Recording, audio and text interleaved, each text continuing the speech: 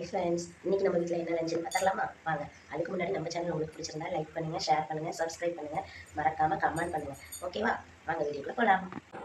சுட சுட சாப்பாடு என்னடா கம்மியாக இருக்குன்னு பார்க்காதீங்க. நான் டிஃபன் பாக்ஸுக்கு போட்டு வச்சிட்டேன். இங்கே பாருங்கள், அப்போ சுட ஆவி பறக்குதா சாப்பாடு. அதுக்கப்புறம் லஞ்சுக்கு லெமன் சாதம்.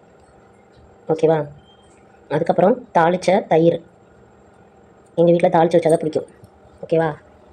அதுக்கப்புறமேட்டுக்கு கோவக்காய் ஃப்ரை. இந்த மாதிரி கோவக்காய் ஃப்ரை நீங்கள் செஞ்சு பாருங்கள், செம்ம டேஸ்ட்டாக இருக்கும். ஓகேவா? இது மாதிரி செஞ்சு சாப்பிட்டு பாருங்கள், சூப்பராக இருக்கும். அதுக்கப்புறம் தக்காளி தொக்கு எப்படி இருக்குது பார்த்தீங்களா?